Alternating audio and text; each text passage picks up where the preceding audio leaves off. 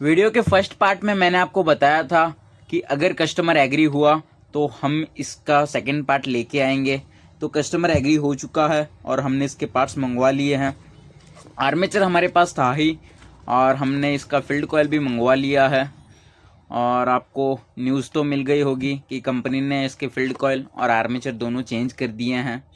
Field के ऊपर आप मॉडल नंबर चेक कर सकते हो और इसे बॉक्स के अंदर से बाहर निकालते हैं तो ये है इसका फील्ड कॉइल, जिसे आप ऑर्डर भी कर सकते हो, हमारे पास अवेलेबल है।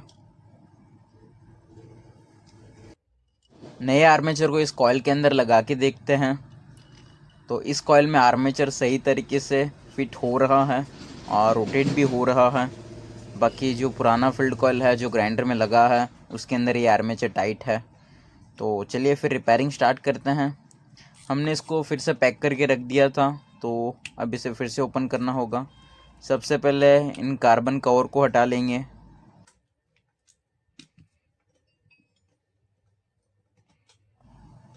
इसके अंदर कार्बन ब्रश नहीं है क्योंकि जब हमने इसे पीछे ओपन किया था तब हमने इसके कार्बन ब्रश निकाल दिए थे।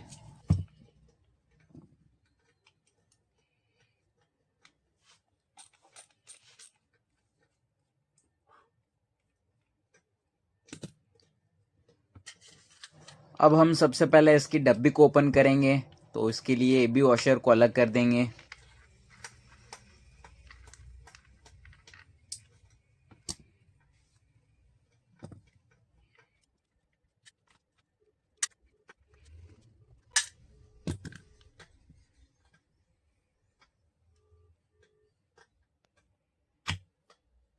पिछली वीडियो में हमने देखा था इसका गियर एकदम फ्रेश पड़ा है। अब हमें गियर बॉक्स को बॉडी से अलग करना होगा। इसके लिए हमें 4 स्क्रू ओपन करने होंगे।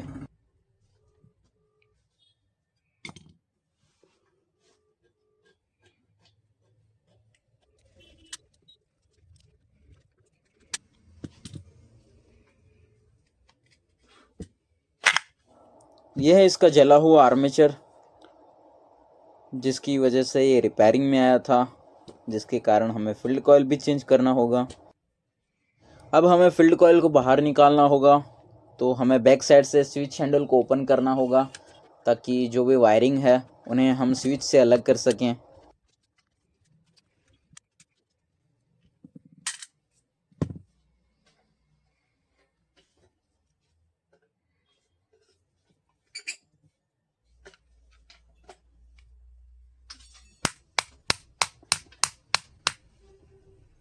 स्विच हैंडल को अलग करने के लिए हमें यहाँ पे थोड़ी ज़्यादा मेहनत करनी होगी।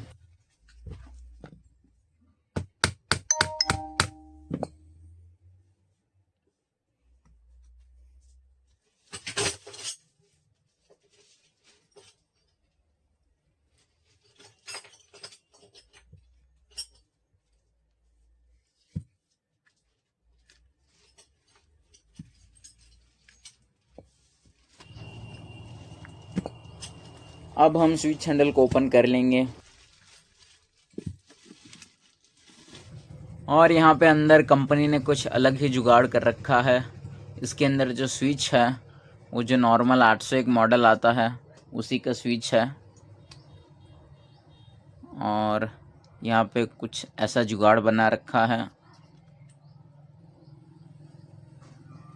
इसका ट्रिगर कुछ इस तरीके से लगा हुआ था, यहाँ बीच में स्प्रिंग आएगा।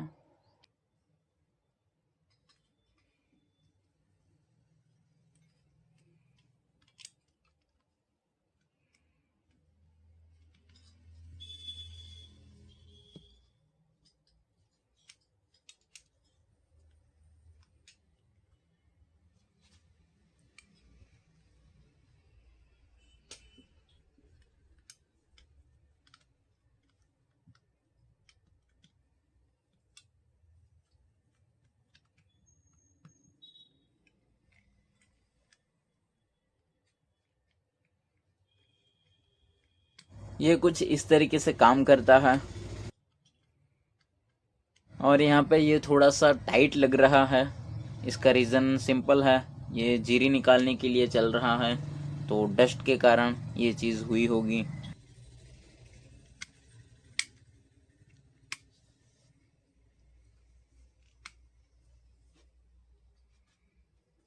वैसे कंपनी वालों ने दिमाग तो काफ़ी अच्छा लगाया है, इस तरह का मैकेनिज़्म बनाया है और नॉर्मल स्विच है।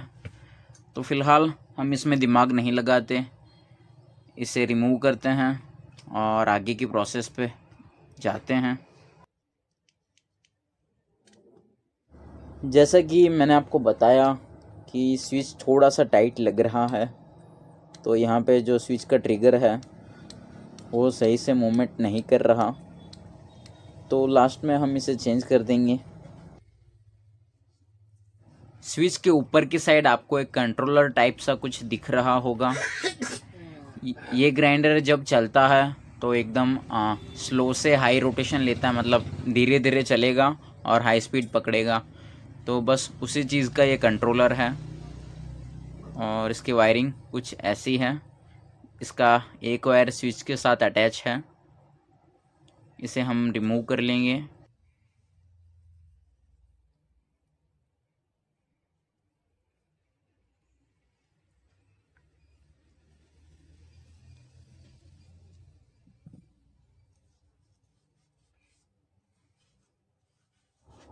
जो दूसरा वायर है वो इसकी जो मेन सप्लाई है, मेन केबल पावर सप्लाई, उसके साथ सीधा अटैच है।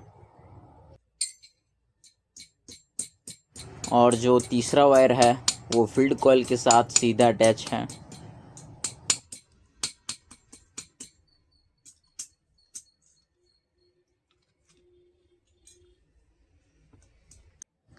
कंट्रोलर का जो एक वायर मेन केबल के साथ अटैच है, इसे अलग करते हैं।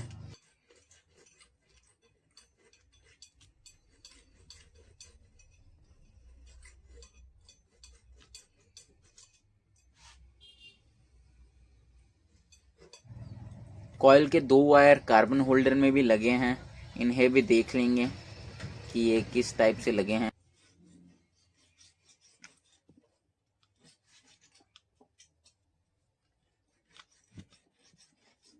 और यहाँ पे काम थोड़ा इजी हो जाए, इसके लिए मार्कर से मार्क कर लेंगे कि इस साइड कार्बन की वायरिंग है। अब जो कंट्रोलर का तीसरा वायर है जो फील्ड कॉइल के साथ सीधा अटैच है, इसे भी अलग कर लेंगे।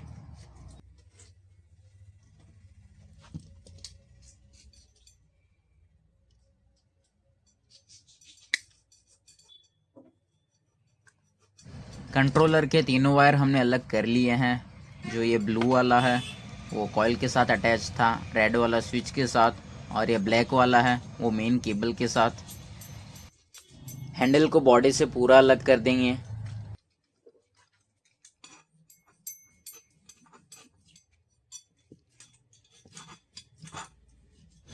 कॉइल के दो वायर कार्बन होल्डर में लगे हैं, इन्हें भी रिमूव कर लेंगे।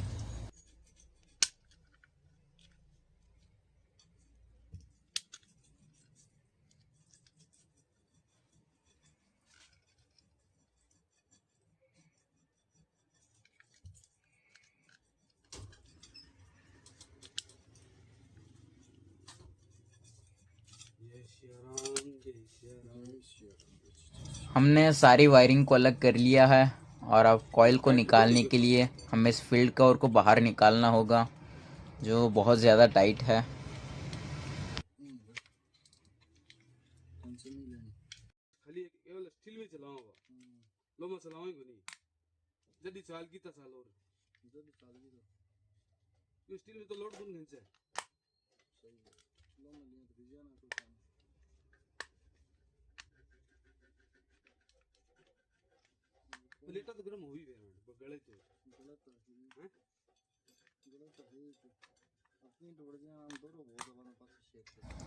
फील्ड कवर बाहर निकल चुका है और अब एक चीज़ और बाकी है, वो कॉइल के ऊपर दो स्क्रू लगे हैं, इन्हें हमें रिमूव करना होगा।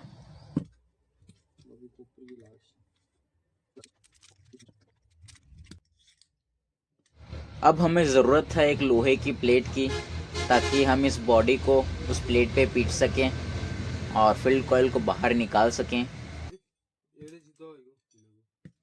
प्लास्टिक बॉडी डैमेज ना हो, इसका खास ध्यान रखेंगे।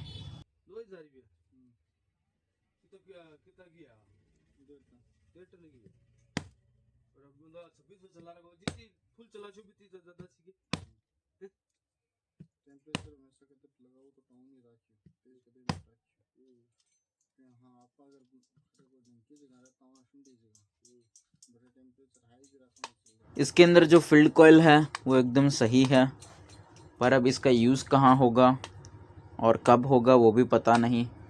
इसका यूज़ जब कोई पुराना मॉडल आएगा रिपेयरिंग में जिसका कॉइल जला हुआ हो, तब हम इसे काम में ले सकते हैं। तब तक ये ऐसा ही पड़ा रहेगा। बॉडी के अंदर कोई दिक्कत नहीं है, एकदम सही है। नए फील्ड कॉइल के वायर में ये कनेक्टर नहीं लगे, तो हम इस पुरानी वाली फील्ड से काट लेंगे। दोनों फील्ड कॉइल को कंपेयर करें तो दोस्तों वेट में तो मुझे कुछ ज़्यादा फ़र्क नहीं लग रहा, और ये जो पुराने वाला आर्मेचर है वो इसके अंदर बहुत ज़्यादा लूज़ है। कंपनी ने जो अंदर वाला एरिया होता है उसको थोड़ा बड़ा किया है, और जो नया आर्मेचर है वो इस पुराने वाले आर्मेचर से हैवी है और बड़ा भी है। तो ओवरऑल बात करें तो कंपनी ने इसका जो फील्ड कॉइल है उसे थोड़ा सा हल्का किया है, और जो आर्मेचर है उसे थोड़ा ज़्यादा हैवी किया है।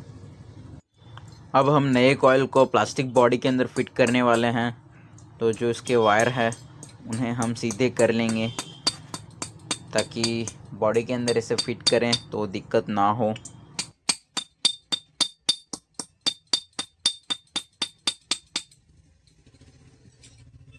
और एक बात ध्यान रखें कि जो चारों वायर हैं उनके पॉइंट छीलने के बाद हम ब्लेड से इन पॉइंट को शार्प कर लेंगे, क्योंकि कॉपर के ऊपर थोड़ा पॉलिश आता है।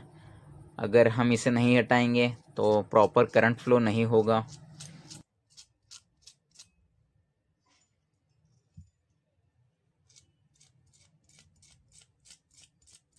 चारों वायरों को हमने शार्प कर लिया है, और अब हम इसे बॉडी के अंदर फिट करते हैं।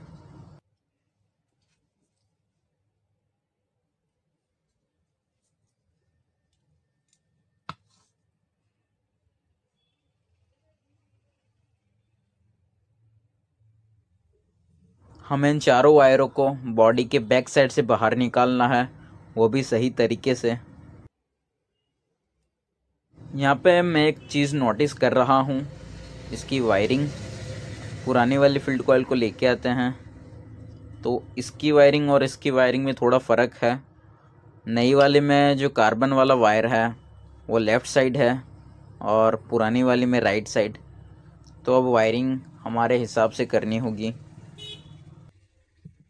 अब जो कार्बन होल्डर वाला वायर है वो जो हमने मार्क किया था उसके पास वाले जगह से निकलेगा।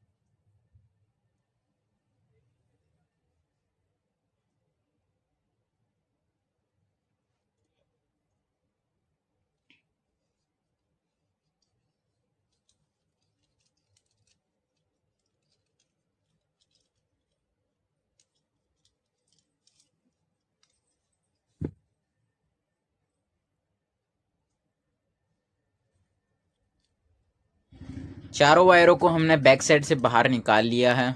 ये दो वायर जब फील्ड कॉइल अंदर जाएगा तब हमें दिखाई देंगे, तो अब फील्ड कॉइल को बॉडी के अंदर फिट कर देंगे।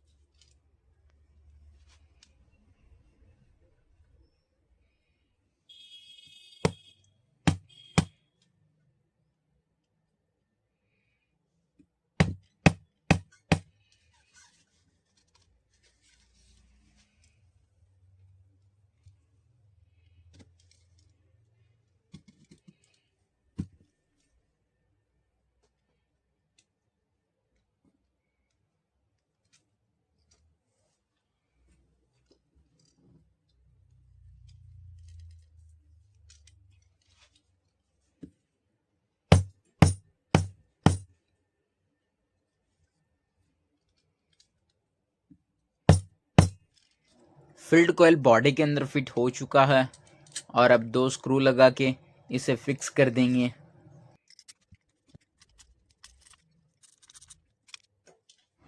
अब वायरिंग की बारी है, तो पहले जो 2 वाइट वायर हैं उनके साथ हमें कनेक्टर अटैच करने होंगे और ये सीधे कार्बन होल्डर के साथ अटैच होंगे। तो दोनों साइड कनेक्टर को अटैच कर देंगे।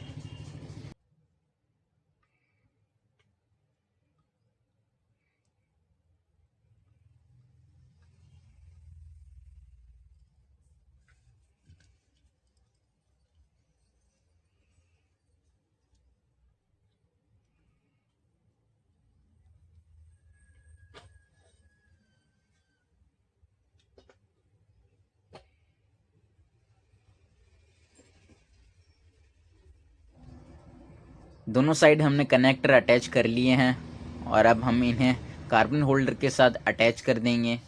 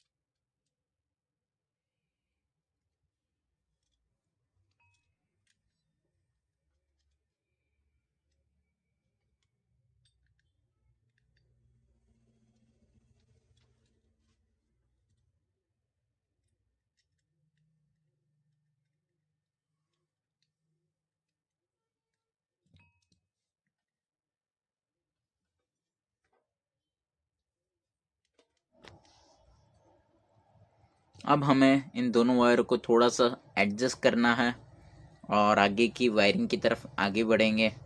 स्विच हैंडल को बॉडी के साथ अटैच करेंगे।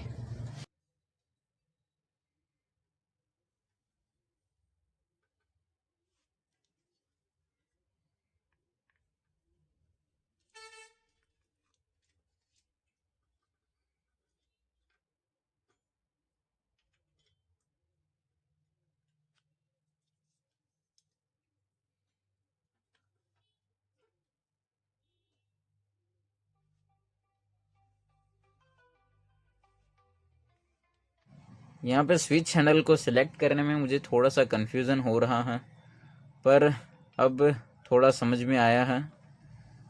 तो ऐसे नहीं, हाँ ये हैंडल कुछ इस तरीके से लगेगा और अब हम आगे की प्रोसेस कर सकते हैं।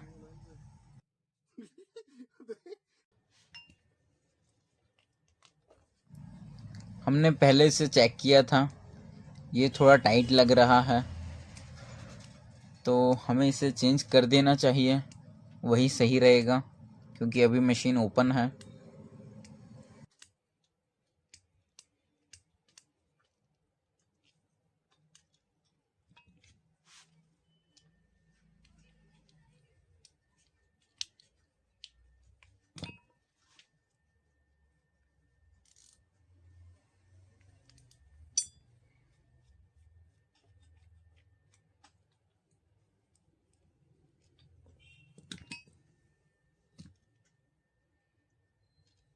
स्विच से पहले हम इस कंट्रोलर को अटैच कर देंगे।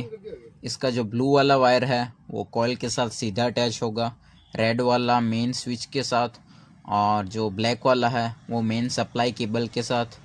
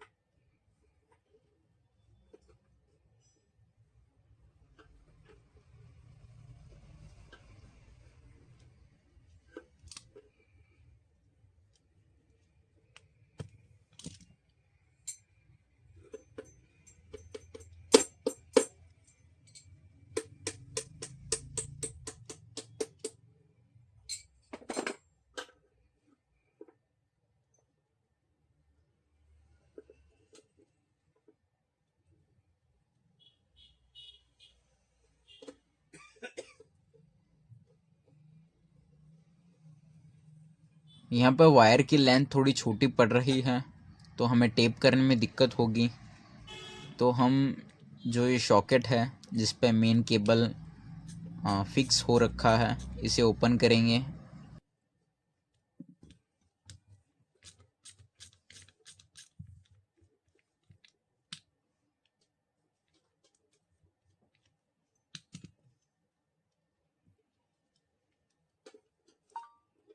अब हम इसे इजीली टेप कर सकते हैं।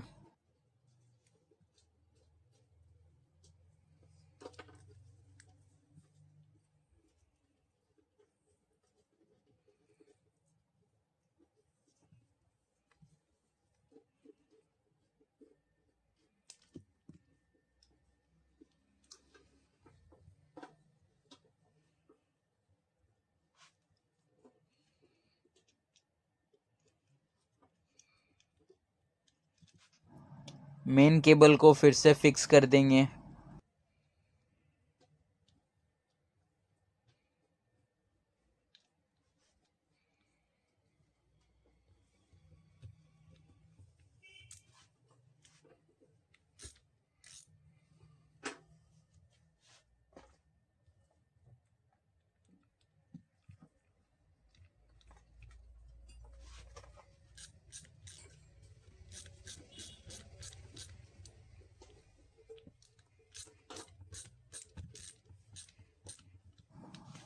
स्पीड कंट्रोलर का एक वायर बचा है जिसे हम स्विच के साथ अटैच करेंगे। तो सारी वायरिंग हो चुकी है और अब हम नए स्विच को लगा सकते हैं।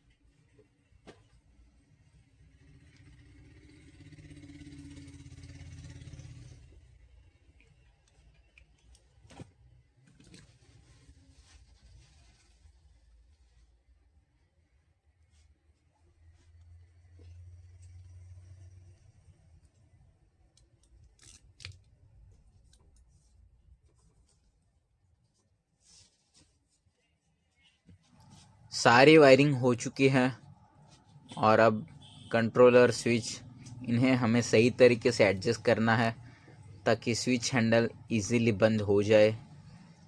तो सबसे पहले हम इस स्विच को एडजस्ट करेंगे, इसके बाद जो इसका कंट्रोलर है उसे भी एडजस्ट करेंगे। सरस्वती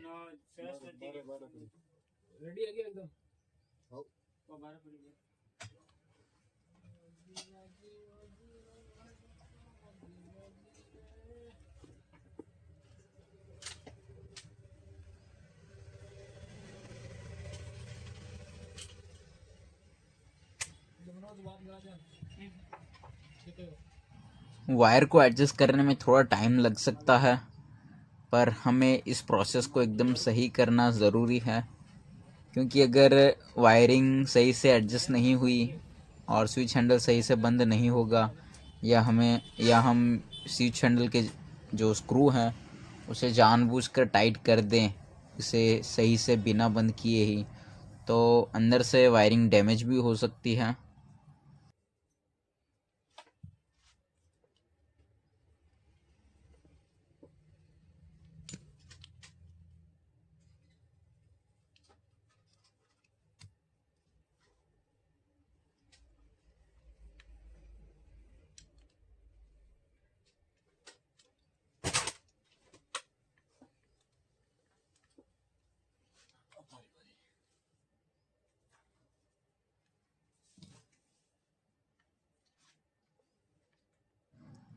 तो अब यहाँ पे सब कुछ सेट है, हमें बस इस ट्रिगर को अटैच करना है।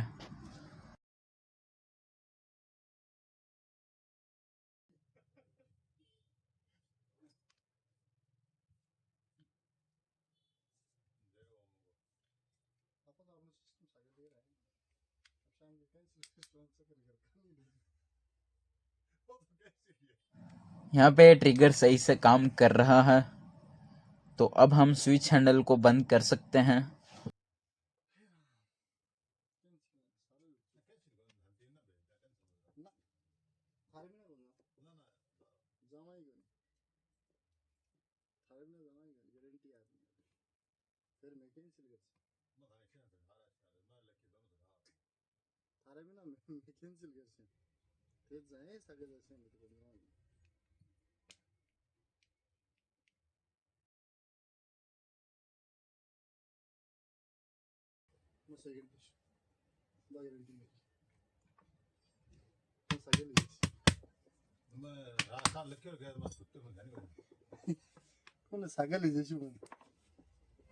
ट्रिगर सही तरीके से काम कर रहा है और अब हमें स्विच हैंडल के सारे स्क्रू लगा के इसे फिक्स कर देना चाहिए।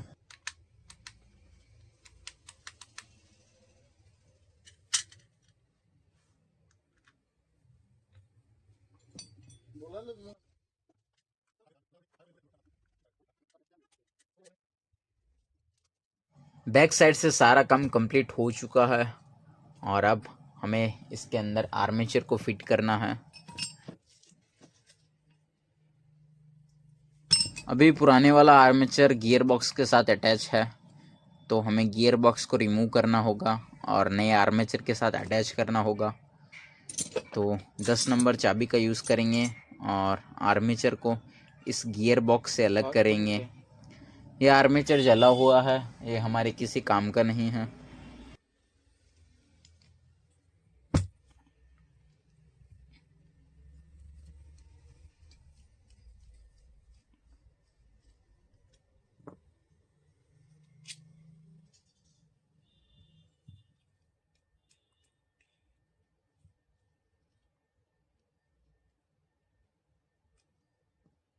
बैरिंग पुलर का यूज़ करेंगे और बैक साइड वाले बैरिंग को बाहर निकाल लेंगे।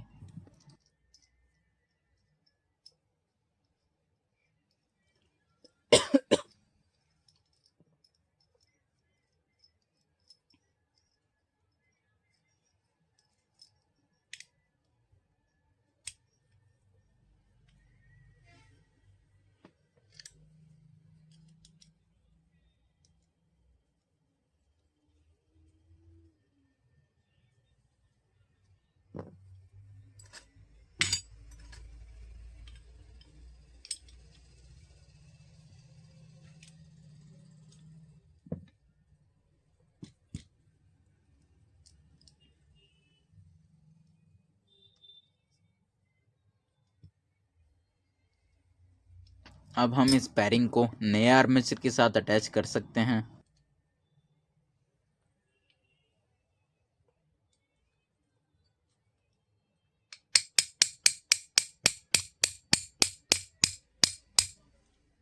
और अब तुरंत बैरिंग स्लीव को भी लगा देंगे।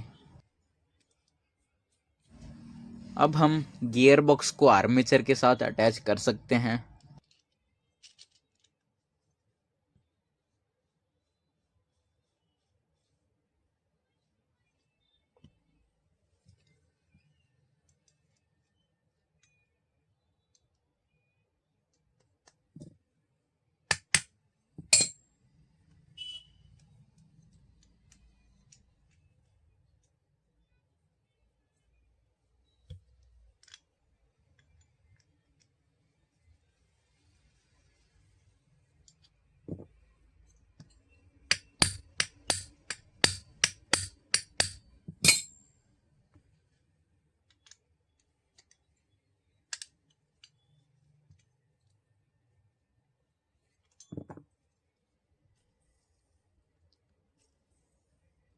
गियर बॉक्स के साथ आर्मेचर अटैच हो चुका है और इजीली रोटेट भी हो रहा है।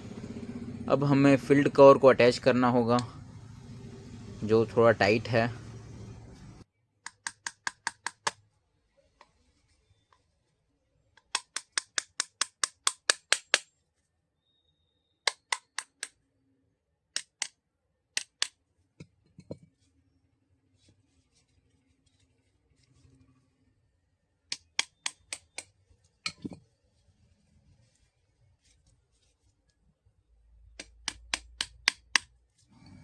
अब प्लास्टिक बॉडी के अंदर आर्मेचर को फिट करेंगे।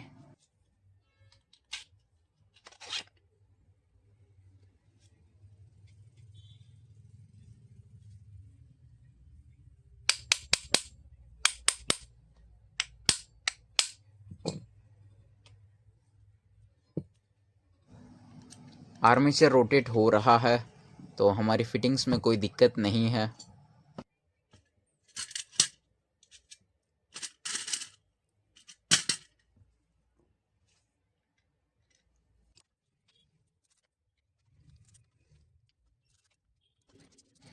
अब जो ऊपर वाला डब्बी है उसे भी अटैच कर देंगे।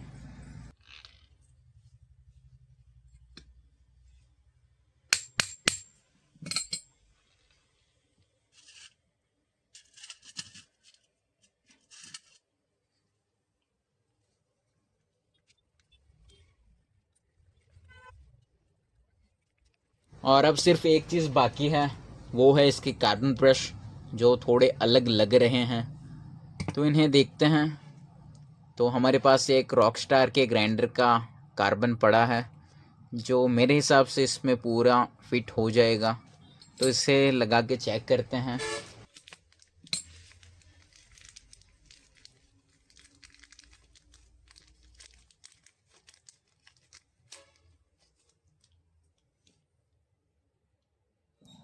तो हाँ, हमने सही कार्बन चुना है। ये एकदम इसमें प्रॉपर फिट हो चुका है।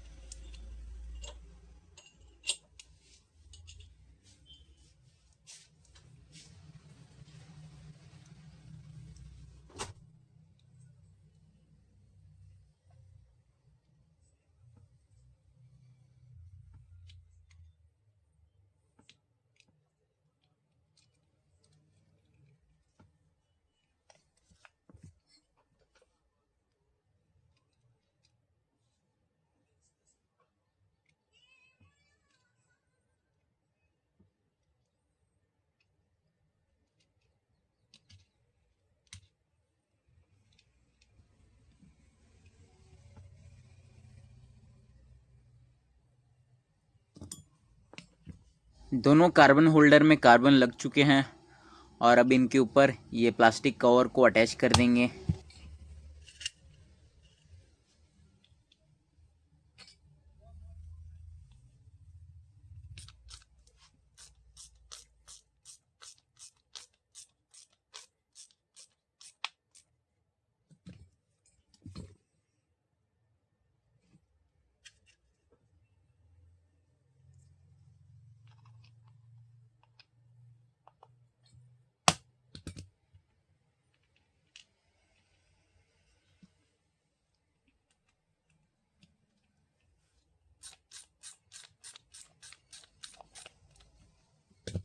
अब हम इसका रिज़ल्ट चेक कर सकते हैं। मशीन को ऑन करके देखते हैं।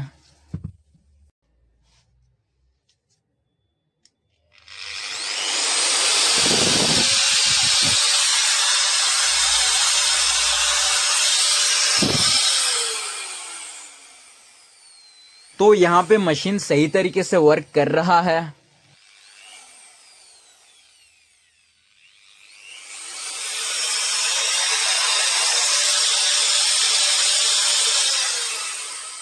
और इसका साउंड भी काफ़ी ज़्यादा सॉफ्ट आ रहा है।